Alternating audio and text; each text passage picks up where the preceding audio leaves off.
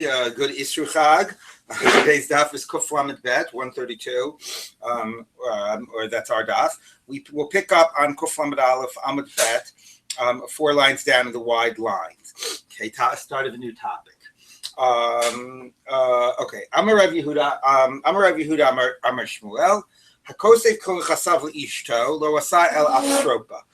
If somebody basically writes.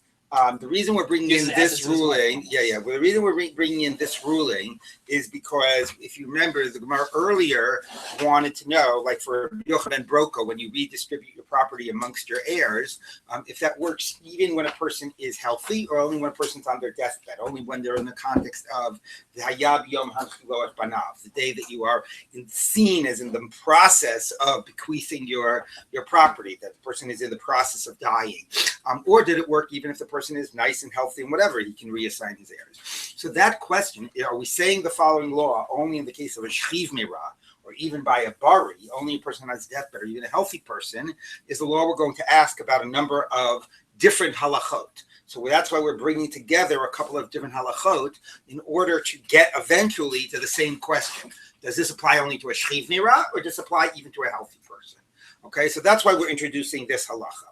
And we'll introduce a number of other halachot that are going to get us to a similar question about their scope. So this halacha is the name of Rabbi Yehuda and the name of Shmuel, that a man basically, and again, the default case is he's on his deathbed, a shchiv meirah. So it's sort of seen in that context of him getting ready to distribute all of his property. And he writes to his wife, I'm hereby granting all of my property to my wife. Okay? So, wonderful. Now she's got all of the property. What about all of his kids? What about all of his heirs, his natural heirs? So we are going to interpret this as he did not really gift the property to his wife. He made her rather an executor of his estate, an apitropa. He made her in charge of the property afterwards. She would be the one that would handle, paying the bills, and if there's any decisions maybe about how to divide the estate amongst the heirs. So she would be the sort of like overseer and the executor, but she actually would not have been awarded any of her own personal property. So that's how we're going to read it. Okay. You said this was right. Okay. Now the Gemara later says, right? The Gemara later says that this is one of the halachas that the rabbis made, kehilchas sabelo taima, like a halacha without any good reason, arbitrarily. We are thinking that we can get into a person's head. There could be a dozen different reasons why a person does this, and we are just making a general rule that we're going to interpret his words against their surface meaning. And we're not going to say it was really a gift. We're going to say what he's really trying to do is a way of saying I'm authorizing her over the estate. And that's in a way in order that his kids should then honor their mother or honor his wife. We'll see later about whether it's only their mother or not. Anyway, after his death, because now she's going to have authority about how to distribute the property. Of course, they would honor her a lot more if she owned all the property. Okay? But anyway, that's how we're going to read it. All right? So that's the halacha. So let's get into it in a minute. Okay, so now the Gemara wants to understand the scope of this. And that's kol nechasav, all of the property. Since it's so absolute, we're going to read it this way, that it was pro forma, and what he really was doing was making her an executor. So Pshita, says the Gemara, it's obvious that b'noa gadol lo asa al apotropos, that don't just think that this is some sort of thing we have against the wife. If he did the exact same thing with his eldest son, he awarded all of his property to his eldest son. May or may not be the what do you mean? Maybe a daughter, right? Right. Well, no, we're talking about. Oh, right. You mean if he had a daughter before? That's correct. Yeah. Okay. Anyway, so he awarded all of his property to the eldest son. We read it the same way. That we see this as he wants the other brothers to honor the son. He wants to give this son this role of the executor and the overseer, but he doesn't really want to disinherit everybody else. So probably what it's more about is a desire not to read that what somebody's doing is disinheriting all the other heirs. So when it's all of the property, we're going to read it this way. Now that's both his wife and his son, where his kids, the remaining children, have an obligation to honor. This is the way the Rashbam understands. They have to honor their mother, assuming his wife is their mother, and they have to honor their older brother, right? There's a drush that the Gemara makes. The extra S means to include your older brother, okay? So therefore, we understand that they want to give them a certain position of authority, and they don't. And we're going to read it that way, and not a literally gifting of all the property. But now we've got some questions, okay? So the Noah Katan Mai, what about the younger son? Or the youngest or a younger son, where there's no obligation on the other brothers to honor a younger child, okay, or not the oldest son. So therefore, like maybe he just wanted to give him all the property. We don't read it in a context of we want to give him a position of authority, okay? Because why would you want to give a younger child a position of authority? That's not a natural thing. And therefore, we're going to read it maybe literally. He gifted it all. So the good thing, the point of well, there's two ironic things here. One ironic thing is that if you're giving somebody all the property, let me tell you, the other members of the family are going to treat that person with a heck of a lot of deference if they're the ones that hold all the purse strings. Number one, not only control it, but actually own it. So number two, though, is that you actually in this discussion want to be somebody that is not seen as somebody that the person dying would want to ensure that they get honored. Like, if it's only a younger son, yeah, I'll be happy to be the younger son and get all the property rather than to be assigned as an apitropa. You know what I mean? So like somehow if you have a lesser status within the family, you wind up better in this case. Then we're not going to read it as being assigned a position of authority. We're going to read it literally as being gifted all the property. Let's get a little bit, okay? So Benoah Katan Mai. So what would be the story about a younger son? So Idmar, it was said, Rav Chanilai bar Idi Amar Shmuel. So the first position was Rav Yehuda in the name of Shmuel. Here's Rav Chanilai bar Idi in the name of Shmuel. He would say, Afilu Benoah Katan Amuto Barisa, even if it was a little infant baby in a crib. Okay, so why would a guy want his little infant baby, like he doesn't even relate to him yet in terms of his personality and his status and his identity? So one thing to say, he wants to gift all of his property to his youngest son, but he's thinking about this little baby is going to be the executor of the estate. First of all, if he dies 10 minutes from now or 10 days from now, how could this little baby be the executor? And why would he want to give him a position of authority? I mean, it's different to want to give him a gift. So it's obviously talk about Hilchos Sabalotaima. We're just going to read it this way. We're going to choose to read it this way. Okay. Again, the benefit of reading it this way is it doesn't undermine, it doesn't disinherit everybody else. And this is only when all the property is given this way. So the Gemara says, Pshit now. So that we got. Now, Pshita, so now we're going to step back again and reassess where we're at.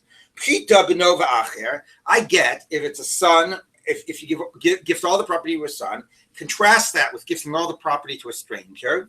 So acher b'matana, if it's gifted all to a stranger, we read it as a gift. But no, apotropos, and the son, as we said, whether an older son or a younger son, you're making the person the sort of overseer and the executor. Now, I just want to pause for a second that I just read it as contrasting two scenarios.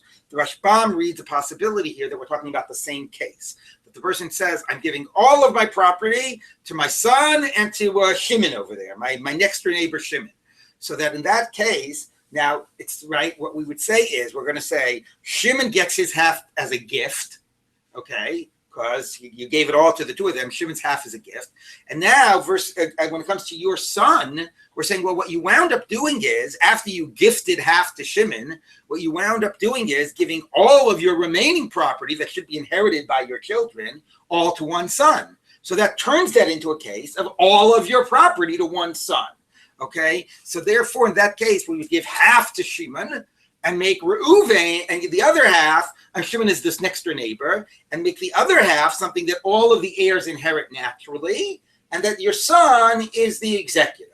Okay, so that's more of a chiddush reading, right? You might think that once you're not giving it all in one big lump to your son, we would say half goes to your next door neighbor and half goes to your son. It's a straight matana. So there's two ways how to read this. Are we talking about in one gift you did half and half? And even in that case, we would say the son is only an executor over his half, and that really is now inherited by the heirs? Or are we saying, no. In that case, each side would get half. Really get it as a gift. And what we're doing is we're contrasting all to an next door neighbor. He gets it all as a gift. All to your son, he gets it as an apotropos. He's only the executor. I know you have a question, Michael. I'm reading a little more. I haven't forgotten about you. Now, let's read the stuff in the parentheses. Ishtov acher, similarly, if we contrast giving it all to your wife or giving it all to your next door neighbor, your next door wife is a gift. Your next door wife, did I just say that? Your next door neighbor. Okay, your next door neighbor is a gift. Okay, the ishto apotropos, and when you give it to your wife, she's an executor. And again, we could read this as you gave them, both of them, all of the property. And even in that case, read it as an executor. But the Rashbam prefers to read, you're contrasting two cases. all to your next door neighbor, gift. All to your wife, apotropos. Now, here, though, are the cases which we don't know. So we've got a stranger, we've got your wife, and we've got a son. How about the following case? Ishto arusa v'ishto grusa b'matana.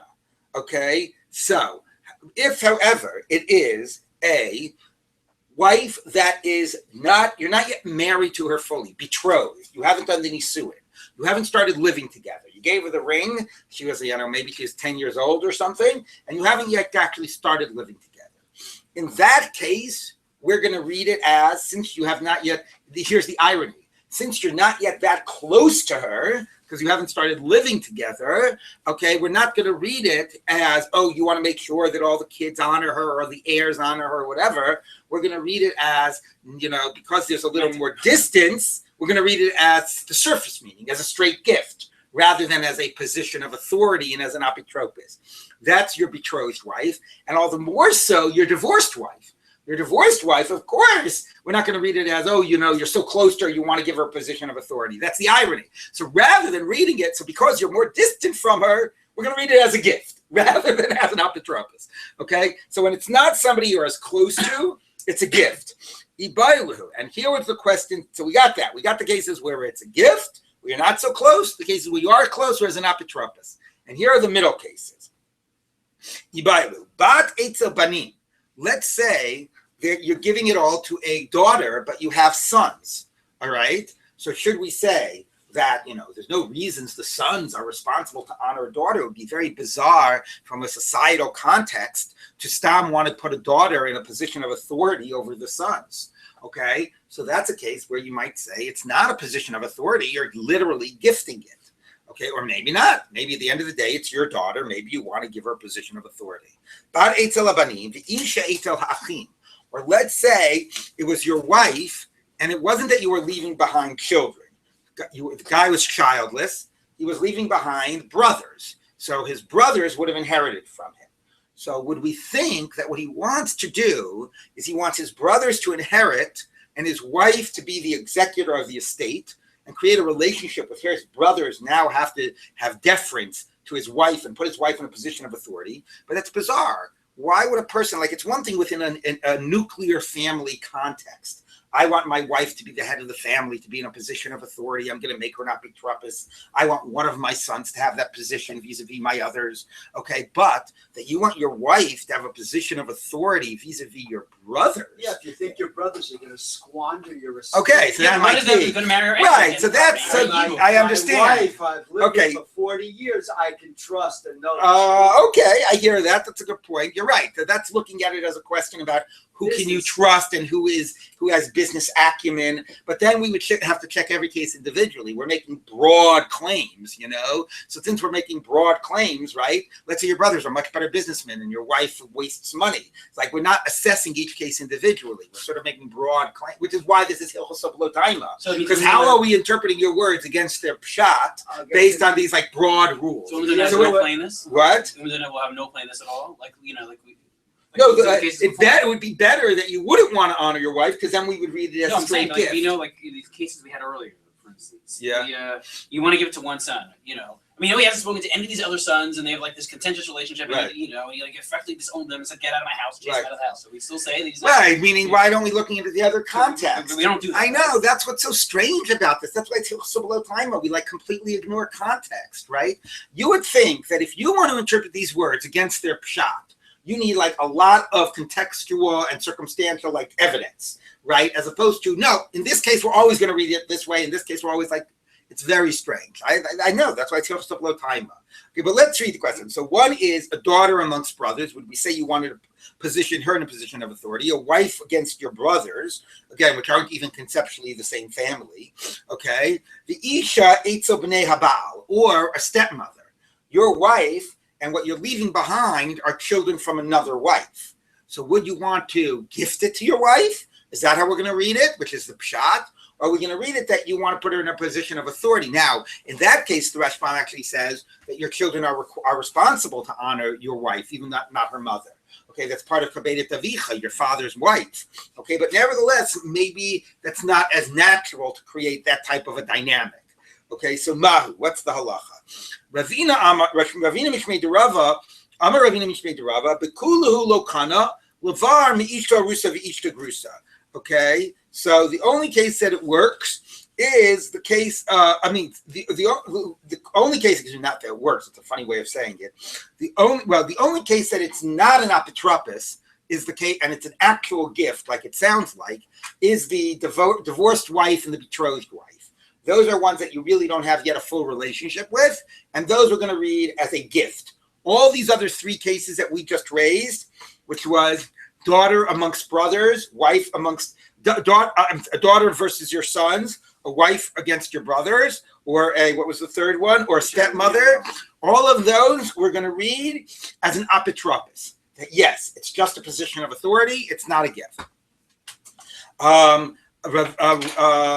That's first position. Rav Avira Mishmei Derava Amar Bekulu Kani. No, in all of them, it does work. Levar, it is a gift. Levar, the case it's not a gift, it's Isha Eitzel Achim, wife by brothers, the Isha Eitzel Bnei Abal, or the step. So they're disagreeing about one case. So they're really only disagreeing about one case. It's a funny way of saying it. It sounds like everything except this, but really, you look at the intersection. It's just there's very little that's between them, right? So here you have the case about Arusa and Grusha. Okay, here you have the case about Isha Eitzel Achim, Isha Eitzel Bnei Habals. Okay, and in the middle you have a case about Bat Eitzel Haban. So one says it works in everything. It's an apotropos, except so the only thing it works for. Here, I'll do the green, meaning that it's a real kinyan, not an apotropos. First opinion says it doesn't work for anything. The only thing it works for that it's a real kinyan is Arusa and Grusha. The other one says it works in what was the other way of framing it? It works. The It works for everything except for. It works for everything except for these two. So it works for everything except for these two means it works for these three. So really, right?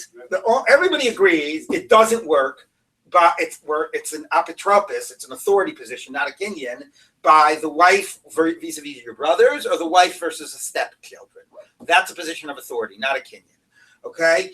Everybody also agrees that it is a kinyan by Arusa and Grusha because you're not really close to them. One you never got close to fully, and the other you divorced. The debate is a daughter amongst the sons. Is that going to be work or not work? That's the case. Is that going to be a position of authority? Is that really going to be a kinyan? So that's the one case we're debating. Michael, you've been waiting to ask the question. Yeah. So my question is: so we've been if you will, or rereading his statements to make these people apotropos. Yeah. Let's say he really wants to do it. How is he gonna ever show that he really wants to do it? Do you have to do a kinyan? How do you do an appointing of an apotropos? No. If he really wants this one brother to actually really inherit it, this is what he wants to do. He would give. I really mean it. He would give one tiny sliver to somebody. He would leave over one tiny sliver. He says, "I'm being makna to you everything except a square inch of whether it has to be karka or metaltalin, but everything except $1 worth ownership in X, Y, and Z."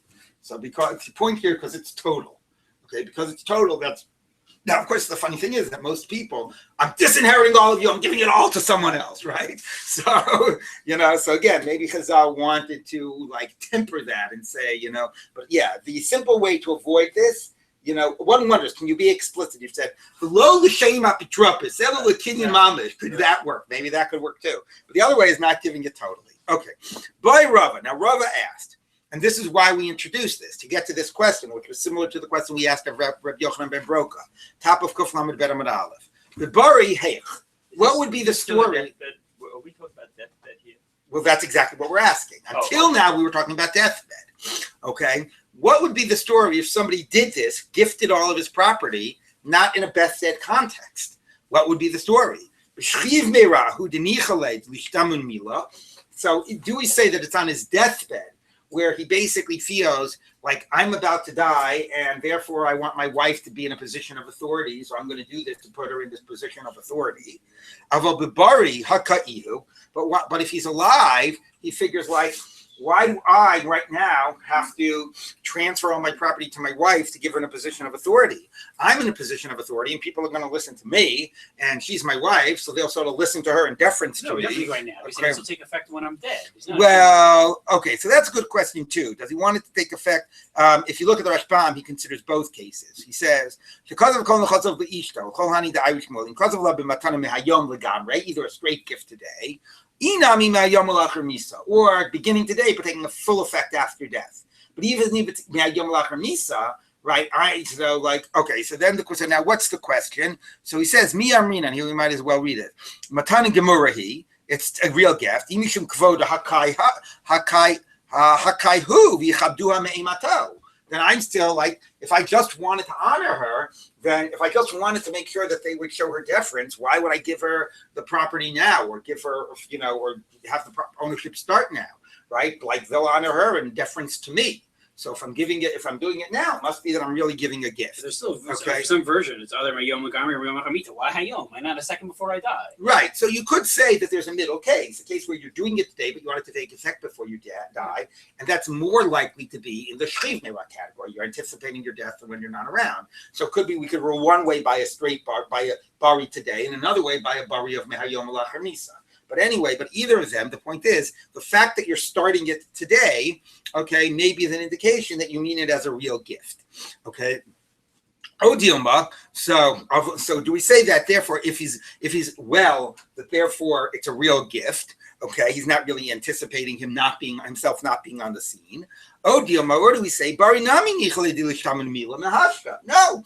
Even if you're alive and well, you would like to start seeing your wife start being in a position of authority and people deferring directly to her, not deferring to her because she's your wife, deferring directly to her. And maybe we're going to read it that way. And kids need to treat them with a little more respect. Right. They're going to know that that she is going to go ahead and be now the executor, right, of the state. So again, of course, the funny thing is that if she really knew she was getting all the property, they would even more treat her with deference. But okay, even if you're giving it as a gift right now when you're healthy, we're going to read it in the context of being an executor and not being an owner. Okay, so what's the law? Tashma, coming here. Somebody goes ahead and writes now. So basically, his wife has a lien on his property to collect the ksuva. Okay, the ksuva is the 200 zuz or whatever it is, that the standard amount of the ksuva, plus if the wife brought in any property in the dowry. So the wife has said, the ksuva says that when the guy dies or if he divorces you, you take out from his estate the value of the property that you brought in your dowry. Okay, that's the value of the ksuva. Okay, so she has a lien on all of his property to collect the ksuva when he dies or if he divorces her. Okay. Everybody good? So now what this guy did was he basically took a piece of his property. Okay. Here's the guy. Here's all of his fields that his wife has liens on.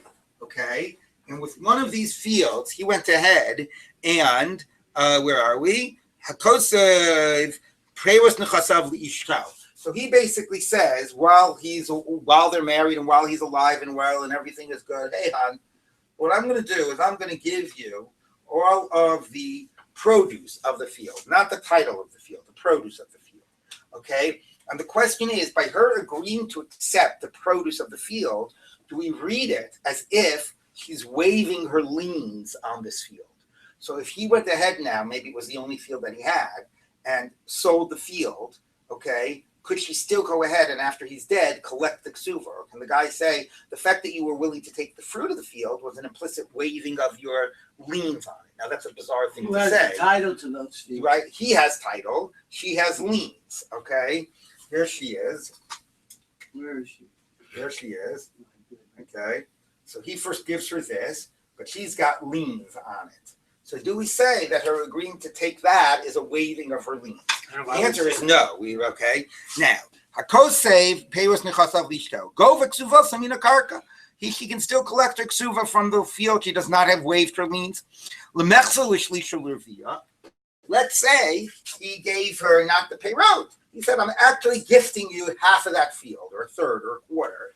Do we say that the fact that she was gifted half the field means she's waiving her liens on the other part?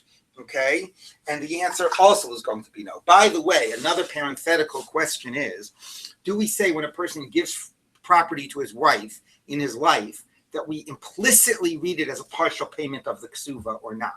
Okay, so there's another Gemara that's going to be saying that we're going to normally assume we're going to read this as a partial payment on the ksuva, unless it's maybe explicitly stated otherwise. But even if that were true, maybe even all the more so, if this is worth half of her ksuva, she's not waiving her rights on the other half. Fine, she got that field, and she still owed the rest of her ksuva, or maybe she still owed her whole ksuva, and just because she got half a field, she's not waiving her rights on the other half. Yes. So, would we ask the same? Would the Gemara ask the same question? Forget about a marriage.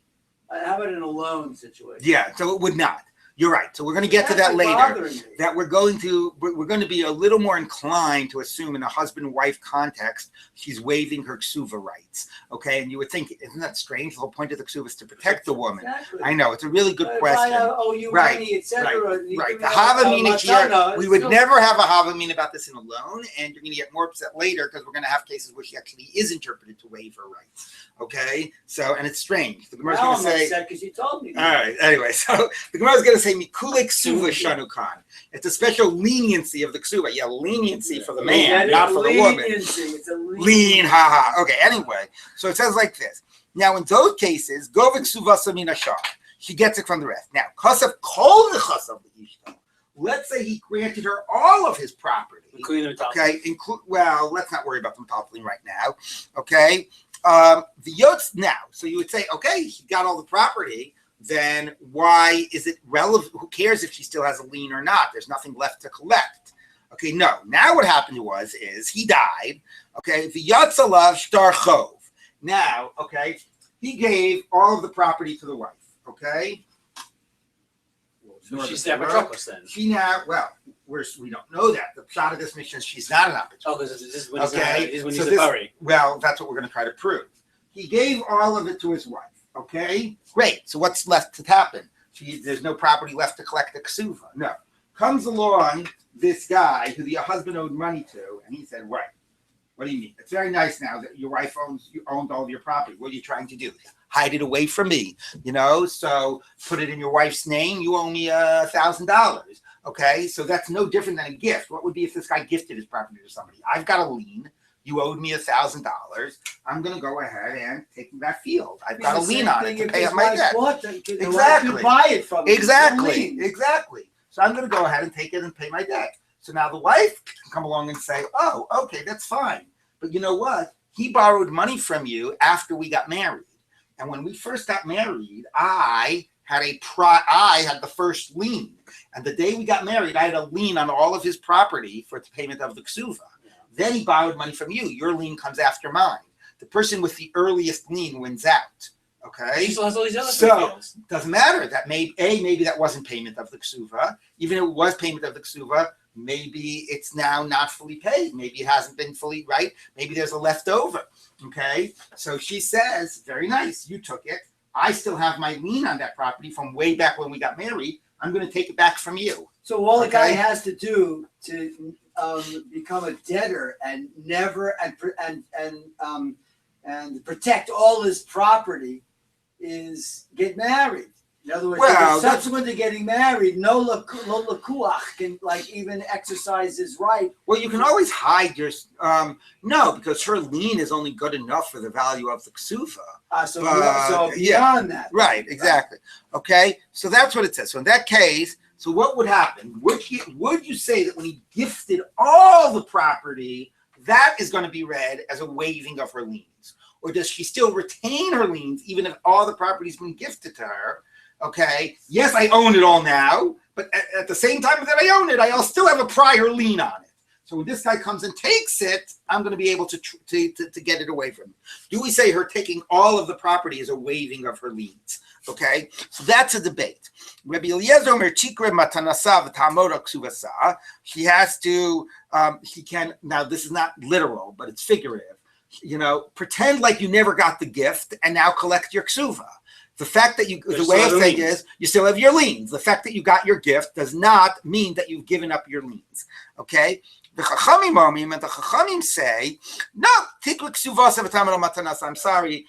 I'm sorry, you took a gift, so that means, and you took all of his property as a gift, that meant that you waived your ksuva rights. Tear it up. Tear it up, okay? Now it's figurative. Okay, now the nim said karachas migan, and you lose, and you're bald from both ends. Now I don't exactly get what it means for you're bald on both ends. I mean it's only on one end. You got the rest of the property, but it means I'm sorry, honey. You thought you were going to get a matana, it was going to be great, and you would win all this property. And the way it actually works out, because let's say, imagine that his actual lien was actually for all the property.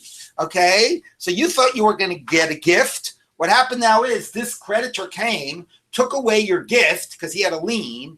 I guess that's one karachas. You're bald because your gift has been taken away. And you'll say, well, at least let me collect my ksuva. No, you're bald at that side too because you've lost your ksuva. You lost your ksuva and you lost your gift. This is just a way for men wanting women to become bald. I guess so. Okay. Anyway, so Davar Rabbi Yehuda said Rabbi Yehuda Nachtam, Rabbi Yehuda the baker. Okay. This happened to my niece, my sister's daughter, who was my daughter-in-law. Kala doesn't mean like a bride. It means my daughter-in-law. So basically, my son married my niece. Cousins married, okay? And so this happened to her, that apparently he's saying that his son died, and after his son had gifted all of the property to his wife, okay, and then the creditors came, okay? That happened.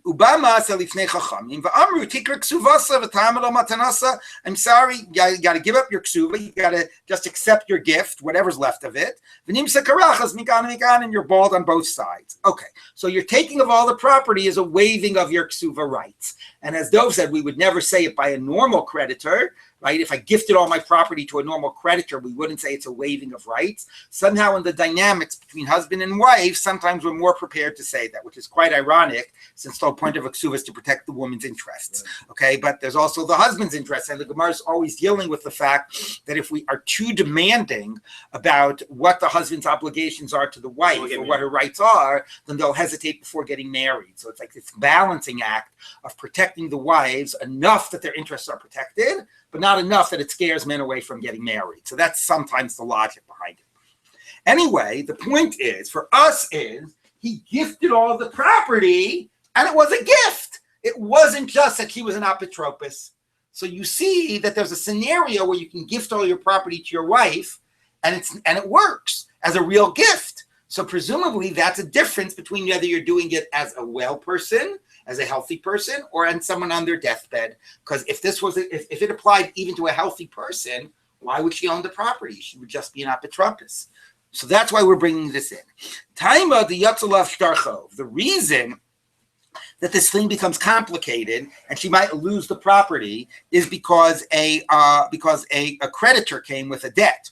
Halo Yatzalav Shtarchov. If that hadn't happened, Kanya, she would own all the property. Would be mine. Now, what's the case? If the guy gifted it to his wife when he was on his deathbed, we said that's only an apotropos. So Elolah Bibari, it must be that he was healthy. And therefore you see that this law that he's made an apotropos and it's not a gift applies only to a guy on his deathbed. It doesn't apply to a healthy guy, because here it really is a gift. Pretty good proof. So where's that? No. I could say that we're talking about a guy on his deathbed, or really meaning, or another way of saying it is, it wouldn't matter. Maybe this law applies whether on your deathbed, whether you're healthy, that it's not apotropos. So why does she really own it? Because there's another exception to the law. What's the other exception? The other exception is, so Viravavira Mukila B'chulahu, Ravina Mukila B'ishto Arusa, B'ishto Grusha. Remember here are other exceptions to the law, right? Where does it not apply? It doesn't apply if your wife is only betrothed or your wife is already divorced. So maybe this case where he gifted it all to his wife and then she wanted to collect her ksuva was that she was a divorced wife already, or she was an arusa, and that's why we're going to read it as a literal gift, okay? But maybe whether he's healthy or on his deathbed, it'll be an apotropos. And the reason this is a gift is not because he was healthy. The reason this is a gift is because his wife was an arusa or a grusha. All right. So we didn't prove it, although it seemed like a pretty nice proof. Okay. Amar Rav Yosef bar Yomi Amar Rav Nachman. Halacha, now that we brought in this question about what happens when it's all gifted and then the creditor comes and so on, we're going to have a rule on it. The halacha is Tikra ksuvasa v'tamro matanasa v'nimsa karachas mikan mikan. Sorry, that's a rule of Chachamim. Okay, your taking of the gift is read as a waiving of your liens, and therefore you lost your gift, and now you lost your ksuva. Sorry, so what was the Rav Avira saying before? I understand that you still Gerusha. What was Rav Avira? It wound up to be the same. He says it applies to all to these three cases, but of course we're not talking about the case of Bas Ben Aban. Effectively, it's all that. Okay, so that's the story. It's read as a wave of your liens. Now, by the way, the Rashbam does point out, although this is not at all explicit in the Gemara until tomorrow, and you could say it's debated, but the Rashbam says it's a waiving of your current liens. If the husband gets property later, he gets liens on later acquired property. But it's a waiving of all of the liens on the property that she just received. Oh, so okay, the ketubah remains in effect. That's what he still owes her the money. This is she just waived the liens on the property that she received. Okay, but he owes her the money. So certainly, if there's if he paid her off, if it was a grusha, he hadn't died yet, he would pay her off from cash. And number two is, even if he died and it's only an issue of liens, if he required any real estate afterwards, she would get liens on the real estate later. Okay, so let's waives the liens on the real estate that she received just here. Wait. So so that means, let's say he doesn't acquire any other property. Then Right. He gets divorced. Creditors, meanwhile, came and she had given up her liens on the Right. karka. Right. But then they get divorced. Right. So the ketubah still has legal force, and he has to pay her for cash. Yes. Or from a tal. Cash. If it's a divorce, then it's like anybody who owes you money, and even if they don't have any real estate, they have to pay you cash. So they have to pay you metaltalin. But if he dies, then it's only in the hands of the heirs, and then she can only exercise liens on real estate. Okay, until the Gonim came and changed it. Okay, so the pshat of tikra ketubah legally. Right, it's not literally tikra ketubah. It means you've lost your liens on this property. On that property. Right. At least that's what's going to develop later. Whether that's maybe this is making a stronger statement, but the Rashbam reads it in context of the later discussion. Okay, so now the Gemara says like this. Okay, so the Gemara says, now, if you're saying Rav Nachman says that we're going to read it as a waiving of her liens, so now what you're telling me is that Rav Nachman does not go by an umdana. Umdana is trying to assess somebody's intent. Now, this is a strange point, because you would say the person who reads it as a waiving of liens, Dafka is assessing a person's intent. If you only went what was on the surface, so she accepted a gift, she never explicitly waived her liens, so we don't read it as a waiving of liens. I'm not going to try to guess what's in your mind. You didn't waive your liens, you just accepted a gift. So, but the Gemara is saying, the fact that he's reading it as a waiving of liens shows Rav Nachman shows that Rav Nachman doesn't go by what's in her head. What do you mean? It shows that he is going by what's in her head. All right. So let's read the case that the Gemara brings to prove it, and I'll try to explain where I think the Gemara is coming from. You used that language already earlier in the previous Amud. Yeah. Umdana, right. That's all these cases. Exactly. When we're reading a gift as making somebody an apotropos, what we're doing is we're going by umdana. We're trying to get into the person's head and go against the simple. Oh, that's classic for Shchimera in general. Yeah. Well, Shchimera is like the epitome of trying to figure out why he is that. Well, no. The classic Shchimera is that we create an institution that allows him to gift things verbally. Okay, but here anyway, the general rule of all that we're doing when we're going and not interpreting the words on their surface meaning is we're going by umdana. We're getting in the person's head. So if you actually say he waives the liens, that would actually be like saying that you are going by umdana. So why does the Gemara say you're not going by umdana? So let's read what case the Gemara is contrasting this to. Okay, we taught in the Brisa. Reuven's son went to China to make his fortune in the world. Okay, Vishama Shemei Spina, when he got back a report that tragically Reuven died in China, and he assumed it was true. And after hearing that, he got up and he didn't verbally say, "I am giving it now to my next door neighbor because I think my son is dead." Okay, but that's what happened. That was the sequence. He heard his son was dead, and the next day he wrote it all as a gift to his next door neighbor. All right, so it's not so hard to figure out what was probably in his mind when he was doing it, although he didn't articulate it. No, and then his son came back. Okay, turned out it was all a false rumor. Rumors of his death. Exactly. So matana. Okay, it's still a gift. He didn't explicitly say he was giving it because he was making certain assumptions. So we just go by the surface thing. It was a gift without any conditions. The gift remains binding.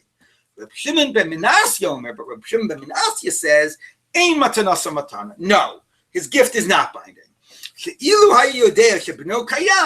known that his son was alive, lo kasvan, he would not have written them. So we interpret it. I know that's going by umdana. No, it's obvious. Of course he would. Right. So some cases are obvious, some cases are less obvious. That's why the law usually likes things to be explicit. Because how, and let's say he waited 2.5 weeks before writing it.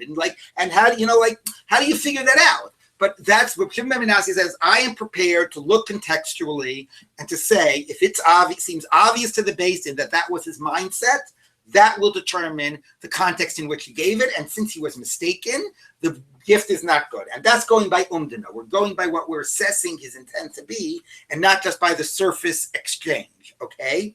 Now, and we know that the Amar of Nachman, halachik Reb Shimon ben Menashe, we rule like Reb Shimon ben Menashe. So there, Rav Nachman goes by umdana. Why doesn't he go by umdana here? Now, again, what do you mean? He is going by umdana here. He's reading the wife as having been mochel, giving up her liens. But it seems like the point of we're making a particular point.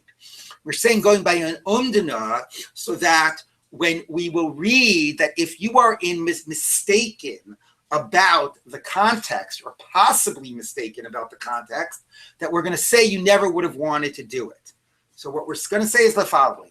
Everybody is going to agree that on the surface, accepting a gift is an implicit waiving of liens. Why do I need liens? If I got all the property, who needs the liens? I got the property itself. So everybody assumes that that's like obvious, that's just waiving of liens. Okay, so yeah, The question is, wait, were you thinking of the possibility that there might be a creditor?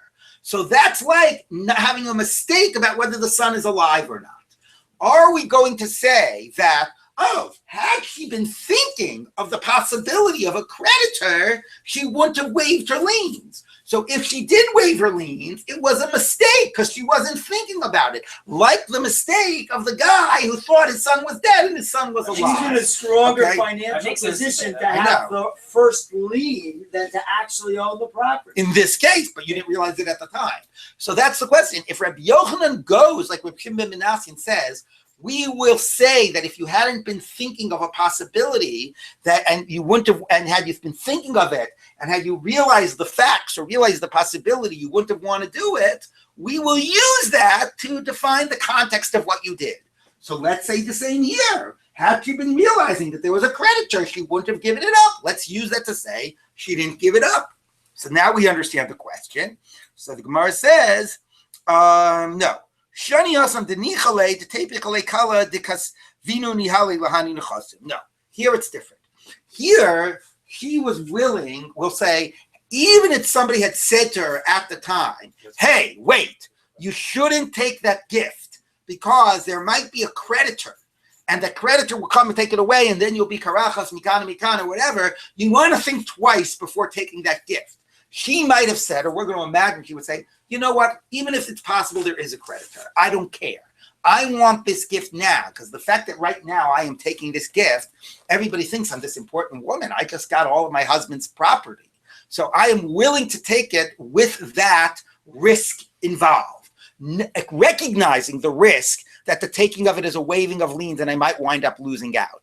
So when the guy goes and gifts all his property to his next door neighbor, he's not willing to do it knowing there's a risk that his son might be alive. If he for 1 second thought his son might be alive, he never would have done it. Okay? There was no gain for him to do it. Whereas here, she would have been prepared to do it even had she considered the possibility that there might be a creditor. Had she known, that would have been different maybe. But even if she considered it, she accepted it with, we'll say, she would have accepted it knowing the risk. Now, of course, what you could say is, she would have accepted the property, but she wouldn't have waived the liens. All right, somehow we're seeing that as a package deal.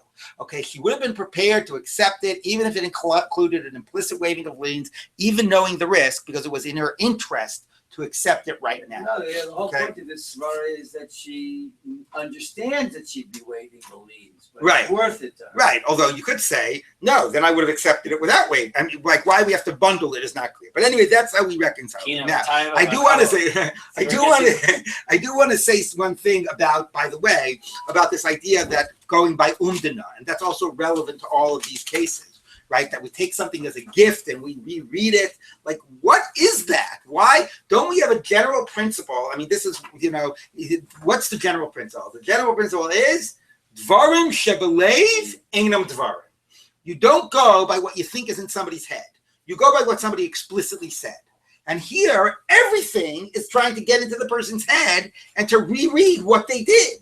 Right, so what's going on here? What about dvarim shebelev? So Nadarim is like that. Well, Nadarim is different, but there's one way in which it's similar. But certainly in transactions and dine mamanis, you go by what somebody said, not by what they're thinking. And here we're all trying to go by what somebody is thinking. So Tosfos Rid says explicitly what I'm about to say. Rambam says it implicitly. Rambam says in Hilchos Mechira, Rambam says dvarim shebelev einam dvarim. In Hilchos Matana, Rambam says la'olam omdin with an aleph dat hanotein.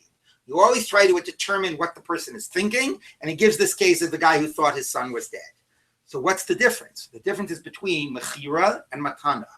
A two-sided transaction, you're paying something for my car, we cannot say that it matters what I'm thinking. It's not fair to you. It's two-sided. You're willing to give money. The only thing that we can sort of say determines it to be fair to all sides is things that are stated explicitly. Okay, whereas if I'm gifting something to you, you're just a receiver, right? So you didn't do anything to merit my gift, okay? And therefore, it's not going to be unfair to you. I mean, you might not like it if we qualify my gift based on what's in my head, okay? But it's not the same need that everything be external and objective and accessible. Halacha is more prepared to try to understand what is the context of what I'm thinking. So almost all these cases here are one-sided transactions. A gift of all the property to the wife, right? A gift to the next door neighbor because he thought his son was dead.